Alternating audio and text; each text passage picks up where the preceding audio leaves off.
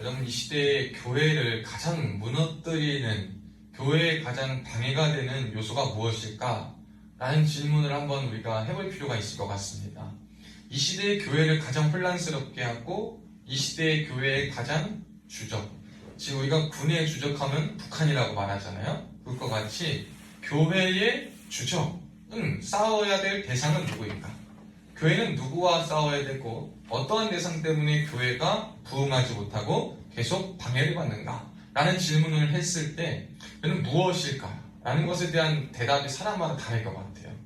혹시 여러분들 생각은 어떻습니까? 우리 태연이 생각은 어때요? 교회의 가장 교회의 방해 요소는 뭘 것 같아? 시기인 것 같습니다. 시기. 우리 동민 형제는 혹시? 교리를 잘못 해석하는 이단. 이단. 중요합니다. 네. 준호 형제님, 우리 신천지. 우리 마지막 전도사님. 마귀. 예, 맞죠 여러분? 맞아요.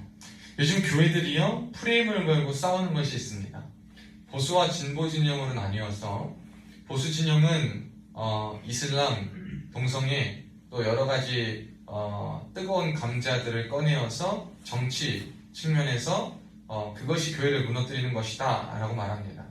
진보의 측면에서는 뭐라고 말하냐면 정치를 똑같이 내세우고 사회적인 참여 그리고 어떠한 부패성 이런 것들이 교회를 무너뜨린다 라고 말하고 있습니다. 각각의 진영에서 강조하는 모든 문제가 어쩌면 자신의 입장에서 볼 때 교회를 무너뜨리는 중요한 지표가 될 수 있으나 오늘 이 골로새 본문에서 말하는 것을 보았을 때 우리 동민 형제와 준호 형제가 잘 말해준 것처럼 이 이단 잘못된 가르침이 사실 그 어떠한 것보다 더 큰 문제를 야기한다는 것을 우리가 기억해야 됩니다. 이단이 왜 나왔느냐? 이단은 왜 파생되었느냐? 라고 할 때 이단에 빠진 사람들의 대부분은 어떤 신비한 체험이 있거나 혹은 어떤 특별한 깨달음이 있거나 혹은 남다른 열심이 있었던 사람들이 굉장히 많습니다. 열심, 특별한 깨달음, 특별한 체험. 이 기독교 신앙을 이루는데 어쩌면 특별하게 주어지면서도 가장 확실한 믿음을 붙잡을 수 있는 방편 중에 하나로 여겨지는 것들인데 이것들이 절제되지 않고 올바른 진리 안에 서 있지 않고 이게 우선되어 나가다 보면 거기서부터 잘못된 가르침, 말씀하신 잘못된 해석들이 나오기 시작합니다. 그러면 거기에서부터 똑같은 성경을 보지만 하나님께서 말씀하신 의도와 뜻과는 달리 내가 체험하고 내가 보았고 혹은 내가 깨달았다 라는 것을 토대로 성경을 해석하고 인생을 바라보는 경우를 보게 됩니다. 그래서 요즘 어떤 SNS에 보면은 새로운 성경이라고 쓴 것을 봤어요. 제가 새로운 성경은 어떤 한국인이 한 20년 동안 자기가 계시를 받았대요. 그래가지고 성경을 하나 썼더라고. 성경을 장절까지 썼더라고요. 말도 안 되는 소리 있죠 여러분. 성경은 하나님께서 우리에게 유일하게 주신 이 성경책은 이 책을 통하여서 우리가 구원을 알고 하나님에 대해서 알고 있는데 그래서 다시 돌아와서 이 시대의 교회를 무너뜨리는 가장 위험한 요소는 다른 것이 아니라 잘못된 가르침입니다. 잘못된 가르침들이 교회 안에 들어와서 의견을 다양함을 토대로 다름을 말하고요. 뿐만 아니라 그 잘못된 가르침이 이제 더 확산되어서 이단들이 득세를 하게 만들고요. 득세한 이단들이 자신들이 주류고 다시 자신들이 정통인 것처럼 많은 사람들을 유혹하기 시작합니다. 이단들이 대부분 지어놓은 사건과 그 모든 것을 사람들은 기독교로 바라보게 됩니다. 그리고 갈망이 있던 갈급함이 채워져 있고 어떠한 열심이 조절되고 통제되지 않은 사람들이 자신들을 받아주는 이단에 빠져서 그 잘못된 가르침에 자신의 마음의 감동과 똑같은 것이라는 이유로 하나님 앞에 바로 서지 않은 채 이단으로 넘어가는 모습을 보게 됩니다. 오늘 본문에 등장하는 이 골로새 교회도 이단에 대한 경계가 상당히 필요했던 시점이었습니다. 그래서 사실 이 골로새 교회는 바울이 직접 갔다라고 보진 않습니다. 바울이 이제 1차, 2차, 3차 전도 여행을 하는데요. 3차 전도 여행을 하면서 에베소에서 한 3년을 바울이 있었습니다. 바울이 3년 정도 에베소에서 사역하는 동안 그때 많은 유대인과 헬라인과 많은 사람들이 그 지역에 몰려와서 바울이 전한 하나님의 말씀을 들었습니다. 오랜 시간 하나님의 말씀을 전했고 그 말씀을 들었을 때에 그 중에 어떤 사람이 있었냐면 이 에바브로라는 사람도 있었습니다. 오늘 보면 5장 5절 6절에 등장하는 이 하반절에 7절 8절에 등장하는 이 에바브로라는 사람이 있었는데요. 이 에바브로가 골로새가 지금 거주하고 있던 것이고 바울이 전하는 복음을 듣고자 에베소에서 바울이 사역할 때 그 복음을 들었습니다. 그래서 바울이 전한 복음의 메시지를 듣고 이 에바브로가 성령의 감동 감화를 받고 믿음으로 말미암아 거듭나서 그 복음을 들고 자신이 거하는 땅 골로새로 돌아와 이곳에서 복음을 증거하기 시작합니다. 그래서 태동된 것이 오늘 등장하는 골로새 교회였고 이 에바브로가 얼마나 열심히 있고 얼마나 대단했냐면 그가 들은 뜨거운 복음을 가지고 골로새 지역뿐만 아니라 라우디게아와 히에라볼리라는 곳에도 교회를 개척하기 시작합니다. 근방에 있는 지역에까지 교회를 개척하는 일에 앞장서 복음의 증인으로서 엄청난 삶을 살아갑니다. 그런데 이 에바브로가 아무리 열심히 복음을 전한다 하더라도 이 복음을 열심히 전하는 것 안에 항상 뭐가 있냐면 방해가 있어요. 여러분 하나님의 역사, 하나님의 일, 하나님의 능력이 있는 곳은요 항상 방해와 대적과 공격이 뒤따릅니다. 그래서 우리가 조심해야 될 것은 내가 주님의 일을 감당할 때에 어려움이 오고 힘듦이 오고 고난이 오고 고통이 와요. 그게 육신의 질병일 수도 있고 재정의 어려움일 수도 있고 관계의 틀어짐이 될 수도 있고 갑자기 생각했던 게 다 틀어져 버리는 것이 될 수도 있고 뭔지는 몰라요. 그런데 예상하지 못하고 생각하지 못한 어떠한 방해와 두려움과 문제가 막 찾아올 때가 있어요. 여러분 그때 여러분 하나님 앞에 딱 서봐야 돼요. 그리고 질문하셔야 돼요. 주님, 제가 주님 앞에 잘 가고 있습니까? 내가 주님 앞에 바로서 이 복음의 진리 앞에 똑바로 서 있습니까? 질문을 하셔야 돼요. 그리고 여러분이 그 앞에 섰을 때 하나님 앞에 정직하게 섰음에도 그 문제들이 계속되면 여러분이 잘 가고 있다는 것을 오히려 증거해주고 있는 겁니다. 그래서 여러분 이 잘 가고 있을 때 어려움이 오는데 이 에바브라가 골로새 교회를 세우고 그 복음의 열정을 가지고 사람들에게 전했을 때 많은 사람들에게 또 복음을 전하고 그 복음으로 말미암아 사람들이 감동 감화를 받습니다. 그리고 이 골로새 지역은 사실 에베소에서 한 160km 정도 떨어져 있는 곳인데요. 기원전 4에서 5세기경에는요. 페르시아 헬라 제국이 있을 때 이 골로새 지역은 굉장히 경제적으로 부강한 도시 중에 하나였습니다. 그런데 이제 그 주요 도로 길목에 위치했던 것이 이 길목으로 향하는 그 길이 루트가 바뀌어지면서 이 골로새가 점점 경제적 황금기에서 떨어지기 시작해서 바울이 사역했을 그 당시에는 상업적인 측면이나 사회적인 측면에서 명성이 약화된 시기였습니다. 그런데 기원전 2세기경에 이 골로새에는요 유대인들이 한 2,000명 정도가 이사를 해와서 타 지역에 비해 유대인들이 참 많이 거주하고 있던 곳이었어요. 그래서 여기에서 어떤 문제가 생기냐면 유대인이 있을 때 이 복음과 항상 상충되는 문제는 뭐냐면 유대교적 가르침과 예수 복음의 가르침 사이의 충돌이에요. 이 충돌이 되게 많이 일어나는데 이 골로새 지역에는 이 어려움과 이 문제가 더 뚜렷하게 드러났기 때문에 이 문제에 대해서 바울은 다루기를 원했습니다. 이 문제는 앞으로 살펴볼 것인데 대체적으로는 첫째, 어떤 게 있으면 천사 숭배 사상이 있었어요. 천사는 그냥 어떠한 하나님이 창조하신 피조물에 불과하고 천사를 우리가 숭배할 존재가 아닌데 천사를 숭배해야 된다고 말합니다. 이에 있어서는 어떤 것이 베이스가 됐냐면 이들에게는 영지주의가 있었습니다. 이 영지주의는 뭐냐면 육과 영을 이원화시켜요. 그래서 육은 필요 없는 것, 구원 못 받는 것, 쓸데없는 것으로 보고 영혼만 귀한 것, 영만 구원받는 것 이렇게 가르칩니다. 그래서 영적인 지식, 영적인 암, 영적인 어떤 무언가 있고 그 깨달음으로 바탕으로 바라보고 교통하고 교제하는 것이 진정한 신앙이다 라고 가르치는 것이 영지주의의 대표적 모습입니다. 그래서 영지주의적 가르침이 있었던 이 사람들, 거기에다가 유대교적 요소들, 예수님으로만 구원받는 게 아니라 할례도 받고 제사도 하고 엄격하게 절기도 지키고 이것도 하고 저것도 하고 여러 가지 유대교적 요소, 많은 유대인들이 있었기 때문에 그 유대교적 색채와 더불어서 영지주의적 요소가 더해지니까 교회 안에 바른 복음이 아니라 바른 진리가 가르쳐지는 것이 아니라 진리가 가르쳐졌지만 그 진리를 들은 사람들이 올바로 수용하지 않고 또 잘못 들어온 사람들이 그 진리를 희석하고 다른 방향으로 가르치기 시작합니다. 그래서 이 골로새 교회는 문제가 생겼고 바울이 여기에 가지 않았음에도 불구하고 감옥에 있어서 이 교회를 향한 편지를 기록해 주는 것이 바로 오늘 골로새서의 내용이자 시작입니다. 그런데 이 바울은 자기가 직접 가지 않았고 직접 보지 못했다 하더라도 그들을 향해 뭐라고 이야기하냐면 골로새에 있는 성도들, 곧 그리스도 안에서 신실한 형제들에게 편지한다라고 말합니다. 1장 2절에 보면 그들에게도 신실한 형제다라고 말합니다. 자기가 개척하지도 않고 에바브로라는 사람이 개척했습니다. 자기가 본 적도 없습니다.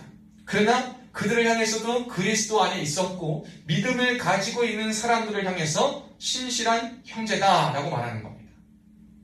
여러분, 우리는요 주님 안에 하나라고 말하면서 교파주의, 교란주의가 너무나도 센 이 민족을 살고 있어요.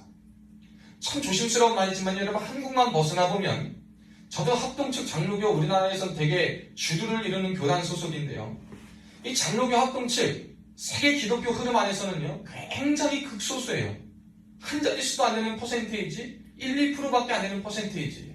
장로교 세계적으로는 쪽수는 못 씁니다. 그러니까 참 되게 두 나라의 칼이 이상한 거예요. 우리나라에서는 장로교가 보편적이니까 그래도 장로교지 하면서 또 세계적으로 보면 장로교가 작으니까 수가 많은 게 가냐?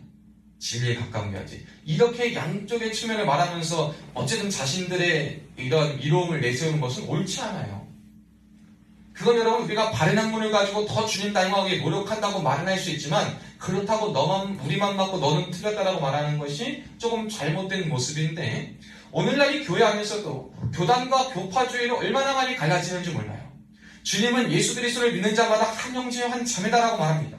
물론 예수 그리스도를 믿는 믿음 안에 우리같이 보수적인 사람들은요 믿는 믿음이 올바르다면 이렇고 기준과 조건들이 있는 것처럼 말씀에 의해서 세워놓고 이걸 따라서 더 정립하고자 하는 노력이 있기에 조금 엄격해 보이고 조금 율법적인 것 같은 요소는 있지만, 어쨌든 여러분, 우리가 완전하기 때문에 주님 믿는 사람이 어디 있습니까? 구원받는 데 있어서 우리가 선행을 했기 때문에 구원받는 사람이 어디 있습니까? 공로가 있기 때문에 구원받는 사람이 아무도 없다라고 말하고 오직 믿음으로 말미암아, 오직 예수 그리스도의 이름과 대속을 믿음으로 말미암아 구원받는다라고 말하면서도 그것과 더불어 자꾸 구원의 복을 갖다 붙여. 그러니 장로교를 다니는 저와 감리교를 다니는 여러분들과 다른 신학교를 다니는 사람들과 여러분, 우리가 한 형제 한 자매가 될 수 있습니까? 없습니까? 될 수가 없는 거예요. 우리는 오늘 바울의 모습으로부터 이걸 한번 깨달아야 될 줄을 믿습니다. 조금 강조점은 다를 수도 있어요. 조금 내세우는 방향은 다를 수도 있습니다. 그러나 중요한 것은 우리가 주 안에서 하나라는 사실을 기억하셔야 돼요. 이제는 연합하여 뭉칠 때예요. 바울이 이 골로새 교회가 문제가 있었지만 그 태동을 알았어요. 그 시작을 알았어요. 복음의 열정을 가진 에바브로가 바른 복음을 가지고 그 교회를 개척했고, 이단의 침투와 공격이 들어와서 교회가 지금 어려움이 있지만 그럼에도 불구하고 신실하게 믿음을 지키고 있는 신실한 주님의 동역자여 형제들이 있음을 알았기 때문에 한번 보지도 못한 그들을 향해 바울은 기도하고 권면하고 그들을 일컬어 신실한 형제라 그리고 축복합니다. 우리 아버지 하나님으로부터 은혜와 평강이 너희에게 있을지어다. 여러분, 이러한 축복을 하는 겁니다. 저희가 여러분, 어려움이 있는 자들, 위기 속에 있는 자들, 특별히 그 안에서 믿음 지키고 고민하고 힘들어하는 자들을 향해서 정죄하고 판단하는 것이 우선이 아니라 하나님의 신실한 자녀요, 너희가 그 안에서도 믿음 지키기 위해 애쓰는구나, 하나님의 복을 빌어줄 수 있는 은혜의 사람들 되시기를 주님의 이름으로 축복합니다. 여러분, 그게 우리가 우선적으로 해야 될 일이에요. 그리고 나서 오늘은 이 이단에 대한 가르침은 잘못됨을 말하진 않고 있지만 이 3절부터 8절 말씀에 바울은 확장되어서 이들을 향해 말합니다. 자신이 가지도 못했고 자신이 직접 세우지 못했지만 에바브로를 통해 들은 예수 그리스도의 복음, 그 진리를 믿고 세워나가는 그들을 향해 감사하다라고 말합니다. 여러분, 우리가 신앙생활하면서 제일 중요한 게 무엇일까? 여러분, 신앙생활하면서 제일 중요한 게 무엇일까? 라고 했을 때 우리 그리스도인들은 다른 것이 아니라 복음의 능력입니다 라고 말할 수 있어야 돼요. 우리 신앙생활의 핵심은 복음의 능력입니다. 복음의 능력. 자, 그럼 복음의 능력이 무엇인지 알기 위해서 복음이 무엇이냐를 알아야 돼요. 복음은 무엇입니까? 복복자의 소리음자예요. 즉 복된 소식이고 영어로는 굿뉴스입니다. 뭐가 좋은 소식이고 뭐가 복된 소리냐? 성경이 말하는 복음은 다른 것이 아니에요. 군에 있는 저와 여러분에게 복음은 저녁날이 가까워오고 빨리 제대하는 것이 복음이 될 수 있어요. 휴가가 날이 가까우는 것이 복음이 될 수 있습니다. 전투 유무를 부여받는 것이 복음이 될 수 있습니다. 사업하는 사람에게는 그날의 사업이 정말 잘 돼가지고 많은 사람이 오는 것, 돈 방석이 앉는 것이 복음이 될 수가 있습니다. 많은 예약이 오는 것, 그것이 복음이 될 수 있어요. 그러나 그럼 진짜 복음은 우리의 육신의 필요를 채워주는 것이 우선이 아니라 예수 그리스도께서 해결할 수 없는 나의 죄의 문제를 해결하기 위해서 인간의 몸을 입고 이 땅에 오셨고 십자가에 달려 내 죄를 위하여 돌아가셨고 예수께서 죽으심으로 말미암아 내 죄가 사해졌는데 예수께서 죽으셨다가 부활하심으로 내 죄가 사해지고 믿는 자에게 죄의 값이 아닌 의의 자녀의 선물인 구원이요 부활과 영생의 선물이 주어졌다. 이게 바로 복음이에요. 복음은 다른 게 아니에요.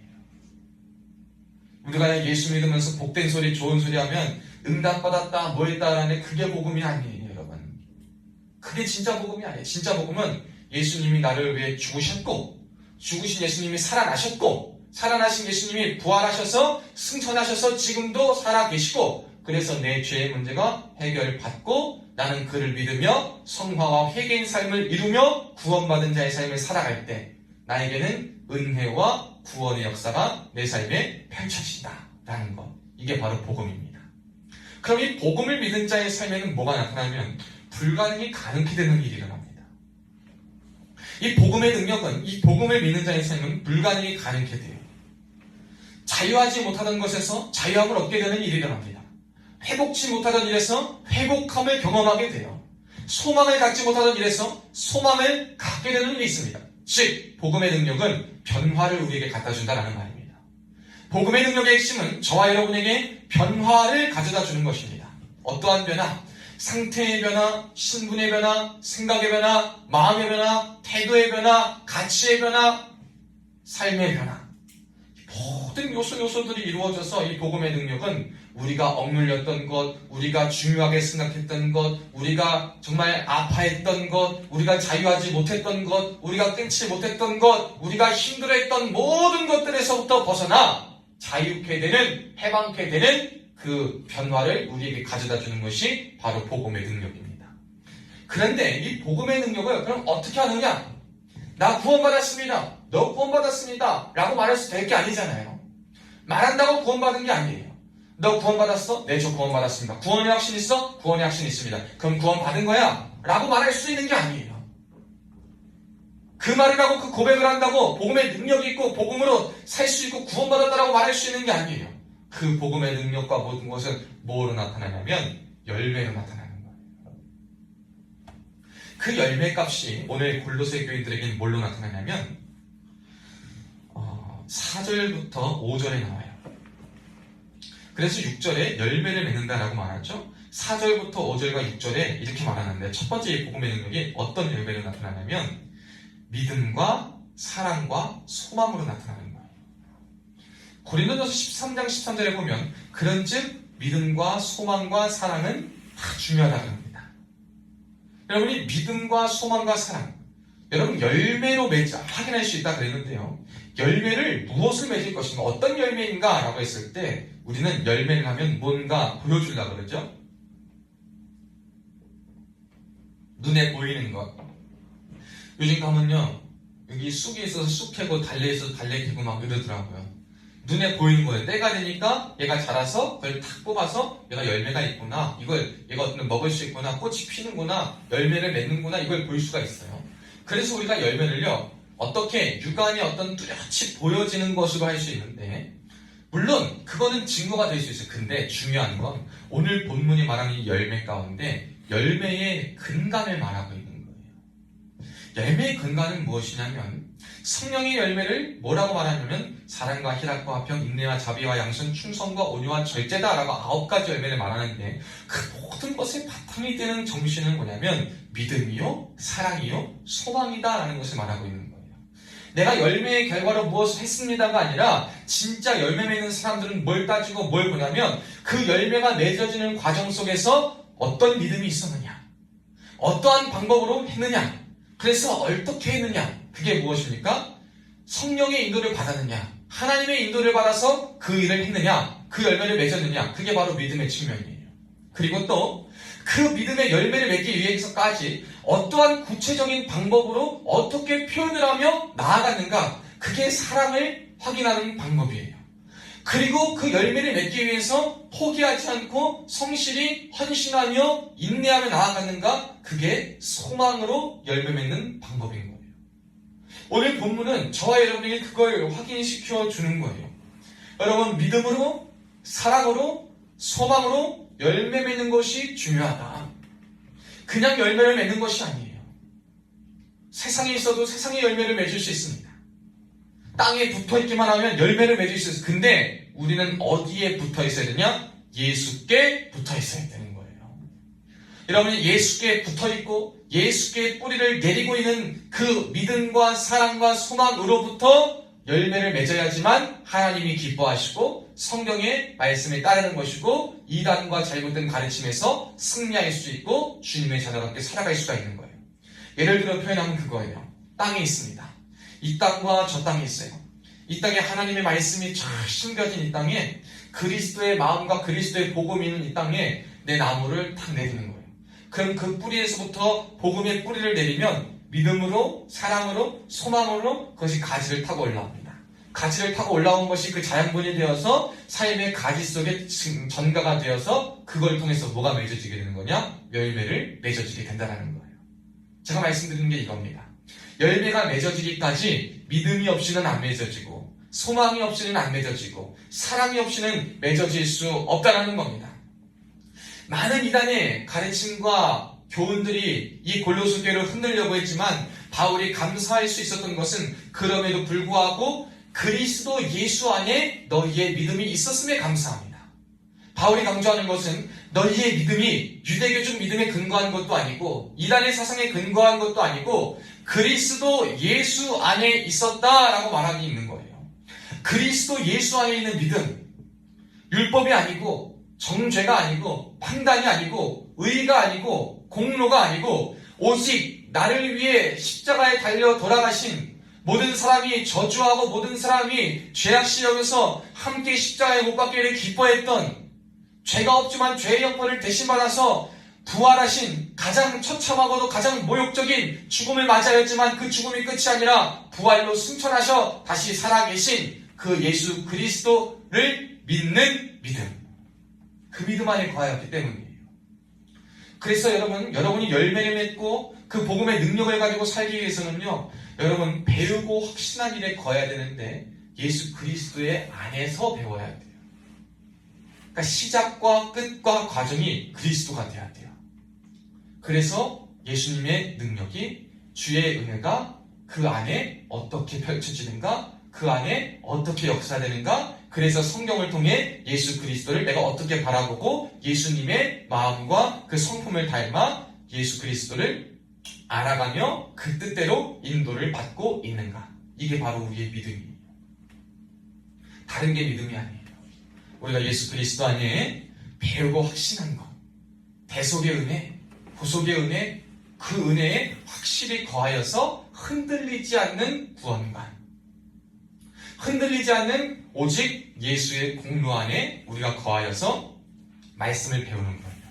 가감하지 않고 그 공로에 무언가 덧붙여지지 않고 순수하게 오직 예수 그리스도의 대속 사역만, 구속 사역만 딱 밀어지고 그 안에 말씀의 은혜들을 붙여서 배워나가는 그것, 그게 바로 믿음의 토대요 믿음의 열매인 줄로 믿습니다.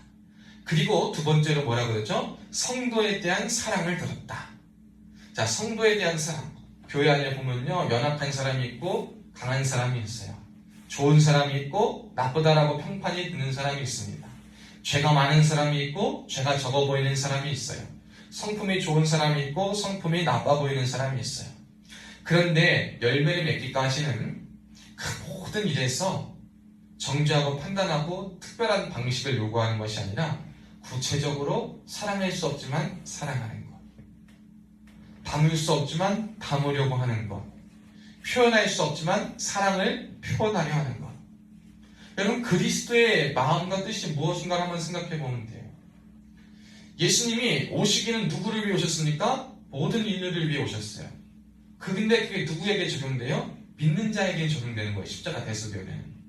그런데 예수님이 믿지 않은 자라고 넌 죽일 놈이야 그러신 적 한 번도 없어요. 저는 얼마나 기쁜지 몰라요. 우리 강지훈하고 한승우가 이렇게 와가지고 잃어버린 양 한 마리가 두 마리가 왔죠. 저는 98마리의 양들보다 이 두 마리 온 게 더 좋은 것 같이. 정말 두 명이 이렇게 와가지고 예배 드린 게 얼마나 기쁜지 몰라요. 예수님 마음도 그거예요. 두 명이요. 말도 안 듣고 이 두 명이 아니라 만약에 이 두 명이 아니라 오해하지 말고 만약에 양이 100명 중에 두 마리가요 사고치고 막 지들 마음대로 다녀. 사고 뭉치야. 근데 예수님은 그들을 버리지 않고 오히려 98마리는 잘 있어도 그냥 버리고 그 두 마리 버려서 98명에 몰빵하신 분이 아니라 이 두 마리를 끝까지 찾아서 그것까지 사랑하고 보살피고 섬기고 품어주려고 노력하셨던 분이에요. 그러니까 우리가 열매가 맺어지기 위해서 여러분 열매가 안 맺어지는 귀한 이유 중에 하나는 뭐냐면요. 사랑하지 않았기 때문이에요. 사랑. 아가페의 사랑. 주님이 보여준 사랑이 없었던 거예요. 주님이 나를 사랑하셨던 것처럼 사랑하지 않았고 주님이 나에게 사랑을 보여주신 것처럼 나를 표현하지 않았고 그 방법을 구체적으로 따르지 않을 때 사랑의 열매가 맺을 수가 없습니다.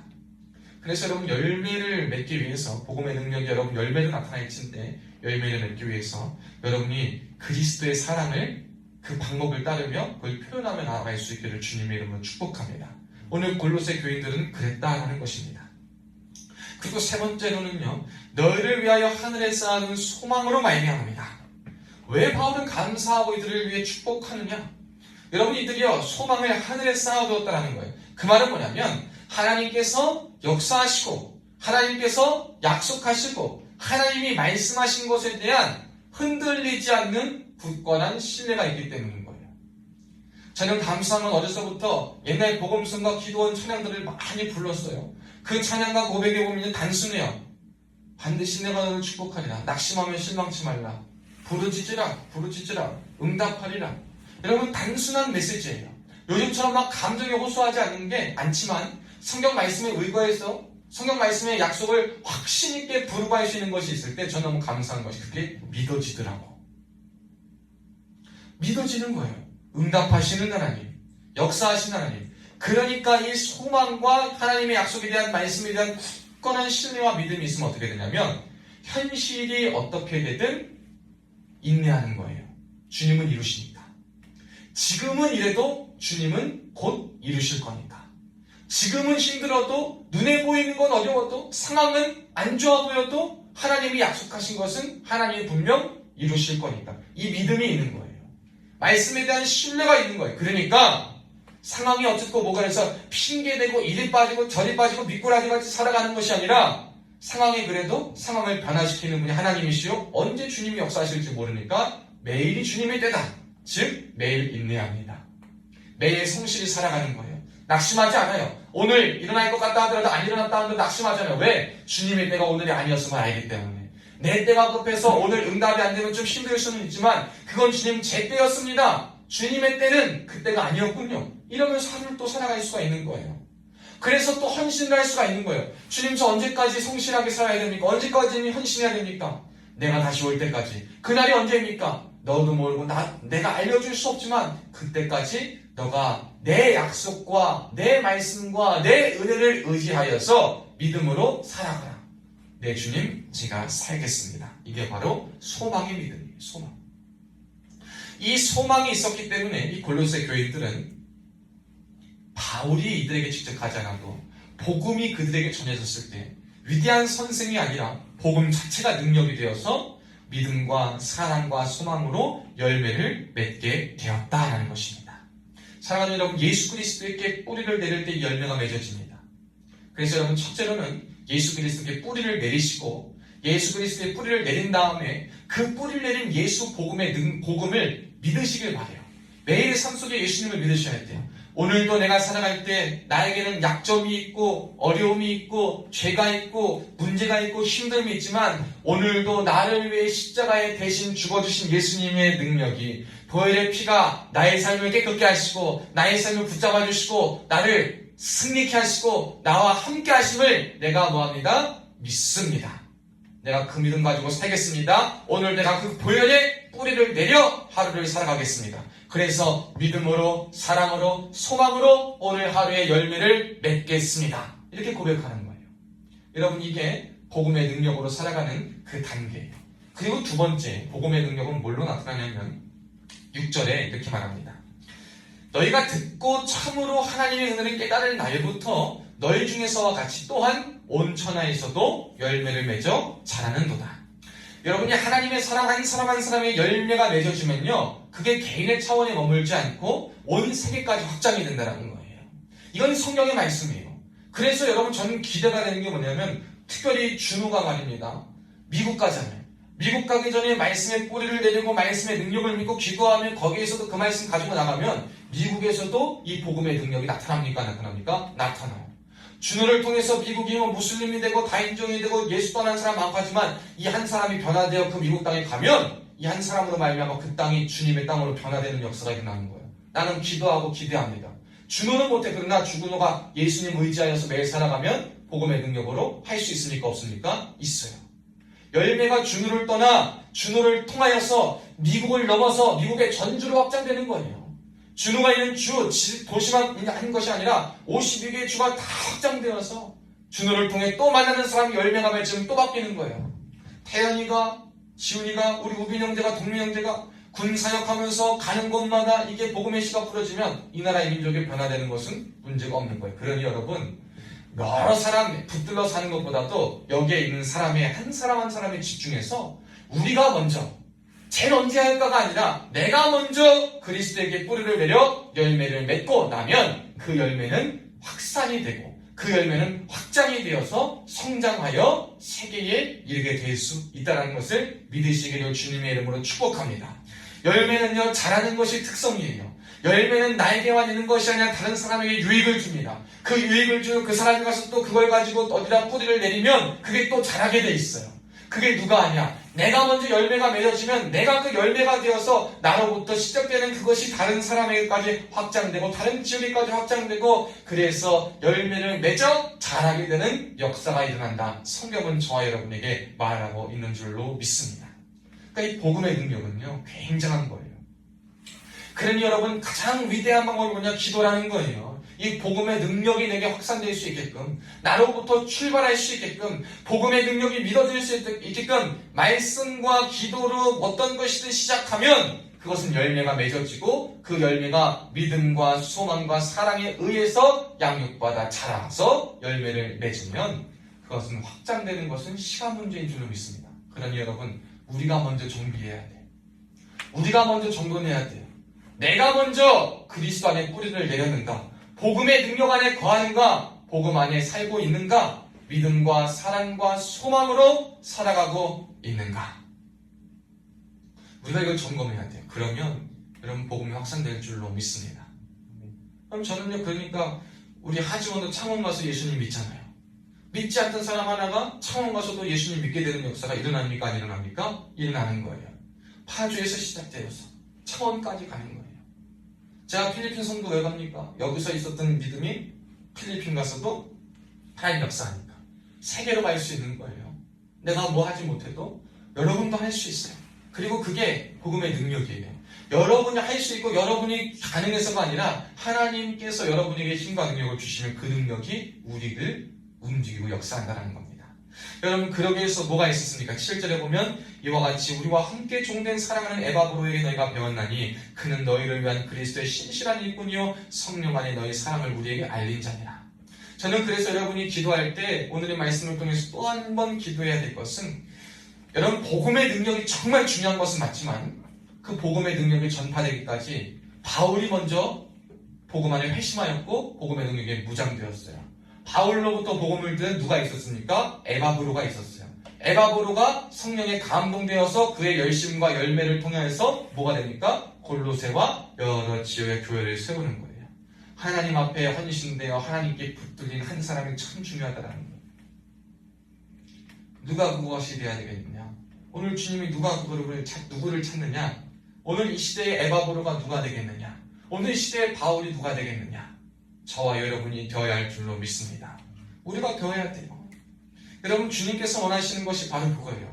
이단들의 공격, 잘못된 가르침에 교회 안에 파도치는 이 물결들, 교회 안에 분쟁과 시기와 다툼과 우리끼리 알력 싸움, 우리끼리 정죄하고 판단하며 적과 싸우기도 모자라는 내부에서 싸워서 정만 좋아하는, 마귀만 좋아하는 꼴을 만드는 이 시대 속에서 하나님의 은혜에 완전히 붙들리고 매료되고 흠뻑 적셔져서 복음의 능력이 다시 한번 하나님의 사람에게 샘솟아 일어나서 그 사람을 통해 여러분, 병들어가고 죽어가는 우리의 심령과 많은 곳에 하나님의 살아계심이 다시 한번 증거가 되어야 될 줄 믿습니다.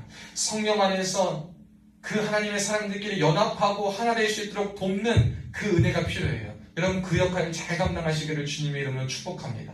잘못된 가르침, 잘못된 고민, 잘못된 생각하는 사람들에게 가서 성령 안에 붙들린 자가 가서 그들을 바로 가르치고 바른 복음을 전해주고, 그리고 그들의 함께함을, 그리고 우리가 함께 바알에게 무릎 꿇지 않은 사람이 있다는 것을 우리가 함께 기도하면서 묶어가는 거예요. 제가 네트워크가 되면 준호 미국 가면 미국까지 이렇게 네트워크가 되는 거예요. 우리가 준호 이렇게 연락이 되면 미국 가고, 우리 지훈이 가면은 군산 가는 거고, 저희 승우 가면 거제까지 가는 거고, 어디든지 전국 팔도 다 갈 수 있는 거예요. 그 네트워크 형성되는 거예요. 그래서 서로가 믿음 안에 잘 살고 있는가, 믿음의 능력이 그 사람이 역사하게끔 나아가고 있는가, 우리가 이러한 자로 살아가야 되지 않겠습니까? 오늘 말씀이 저와 여러분에게 주는 도전은 바로 이것인 줄로 믿습니다. 어떻게 우리가 이런 사람이 될 수 있냐? 여러분, 다시 말합니다.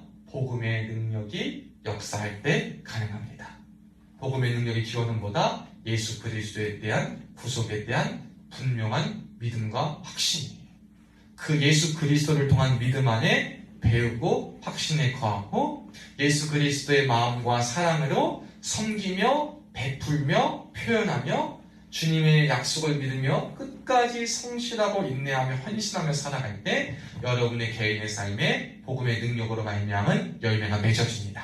그리고 맺어진 열매가 세계로 확장되고 점차 자라나서 더 많은 사람에게 놀라운 은혜와 믿음의 선한 영향력을 끼칠 줄로 믿습니다. 오늘 이 말씀을 듣는 여러분이 이 주역이 되었으면 좋겠어요. 그래가지고 이 주역이 되어서 우리가 훗날 만날 때, 정말 계속 만나겠지만 훗날 만날 때 우리도 하나님의 열매가 가득 맺혀지는 것을 볼 수 있기를 주님의 이름으로 축원합니다.